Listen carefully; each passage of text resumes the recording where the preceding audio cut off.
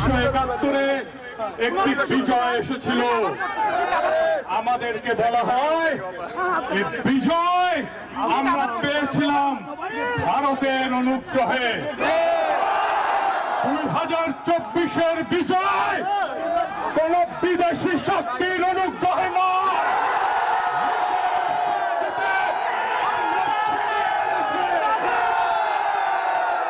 বিজয় বাংলাদেশের জনগণের,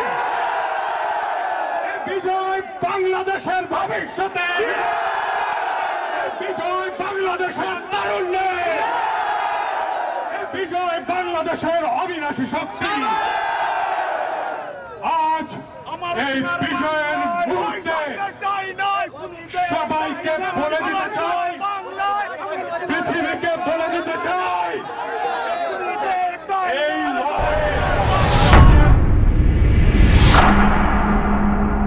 এখানে বুকে হাত দিয়ে কয়জন বলতে পারে সবাই বিএনপির লোক, সব স্তরের লোক কিন্তু এখানে হাজির হয়েছে। বাধা নিষেধ দিয়ে কিন্তু মানুষকে আটকে রাখা যায় না। তারপরও প্রমাণ আপনারা দেখছেন, বাংলাদেশ জাতীয়তাবাদী দল বিএনপি কিন্তু আগে থেকে রাজনীতিতে সক্রিয় ছিল। সেই হিসেবে বর্তমান যে পরিস্থিতি, বর্তমান দেশের সামগ্রিক অর্থনীতি থেকে শুরু করে মানুষের সাধারণ জীবনযাপন কিন্তু প্রভাবিত হয়েছে একমাত্র অর্থনীতি থেকে শুরু করে ভোটের অধিকার হারিয়েছি আমরা সেই ভোটের অধিকার সেই দীর্ঘ প্রায় 2014 সালের নির্বাচন জালিয়াতির মাধ্যমে হয়েছে। 2018 সালের নির্বাচন কিন্তু একটা সাধারণ নির্বাচন হয়েছে।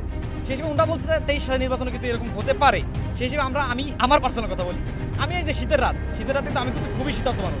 আমি টুপি পড়েছি, মাফলার পড়েছি, তারপরও এই সমাবেশ মিস দেয়নি। আমি সমাবেশে চলে এসেছি, রাত ভর আছি। আজকে হচ্ছে 11 তারিখ, ইনশাআল্লাহ 12 তারিখে মহাসমাবেশ অনুষ্ঠিত হবে। সেই হিসেবে সমাবেশ সফল হবে, এটা আমরা ক্লিয়ার করে বলতে পারি। কারণ দেখুন, বিএনপি কিন্তু 5টা সমাবেশ অলরেডি করেছে, 5টা হ্যাঁ। সর্বশেষ বরিশালের পরে কিন্তু আমরা ফরিদপুরে সমাবেশ পেয়েছি।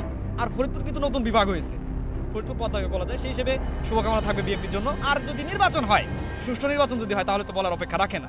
সুষ্ঠু নির্বাচন না হলে মার্কিন হস্তক্ষেপ তো থাকবে, তারা বলতেছে বিভিন্ন ধরনের নিষেধাজ্ঞা, বাংলাদেশের র্যাবও কিন্তু নিষেধাজ্ঞার আওতায় এসেছে।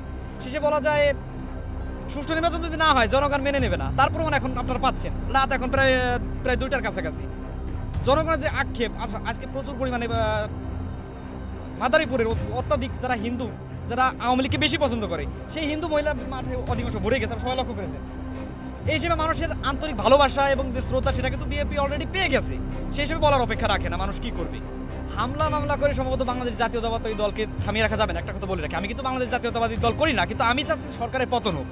এটাই আমার মূল মন্ত্র বা মূল লক্ষ্য। সেই হিসেবে কিন্তু আমার এই আন্দোলনে আসা। কেন চাচ্ছেন সরকারের পতন? কারণ দেখুন, আমরা জনগণের ভোটাধিকার যদি আমরা ফিরিয়ে না পাই, গণতন্ত্র যে আমাদের অধিকার, সেই গণতন্ত্র যদি আমরা ফিরিয়ে না পাই, আমরা কিসের বাঙালি, কিসের মানুষ?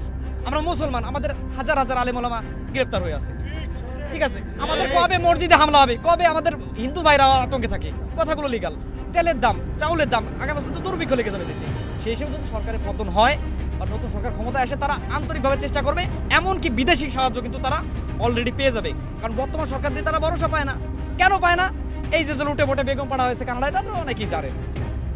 বলমারি থেকে না আসতে আমি কলেজে আসি, প্রায় মাসে 2-3 বার আসা লাগে। ঠিক আছে, রাজেন্দ্র কলেজে 40 মিনিট সময় লাগে। রাত্রে কিন্তু যানবাহন আর ভালো চলে, রাত্রে কিন্তু আধা ঘন্টা পৌঁছে যাওয়ার কথা, সেই হিসেবে 3 ঘন্টা লেগেছে। কারণ কি জানেন? সড়ক পথের অবনতি, যেটা আমাদের ফরিদপুর জেলা ছাত্রলীগের মাধ্যমে কিন্তু সংগঠিত হয়েছে।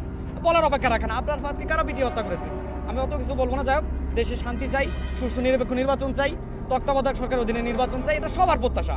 এখানে বুকে হাত দিয়ে কয়জন বলতে পারে সবাই বিএনপির লোক, সব স্তরের লোক কিন্তু এখানে হাজির হয়েছে।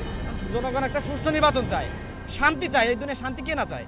আওয়ামী লীগের সমাবেশে কিন্তু বিভিন্ন সময় নিষেধাজ্ঞা দেওয়া হয়েছে বা হত্যা, তারা সেই হিসেবেই কিন্তু দিচ্ছে। কিন্তু তারপর আপনার জনগণের যে আস্থা এবং ভালোবাসা দেখছেন এই রাত্রে, এই শিশিরের যা রাত্রে, এখন অগ্রহায়ণ মাস পড়ে গেছে প্রায়, সেই হিসেবে বলার অপেক্ষা রাখে না। এই বাধা নিষেধ দিয়ে কিন্তু মানুষকে আটকে রাখা যায় না। তারপরও প্রমাণ আপনারা দেখছেন।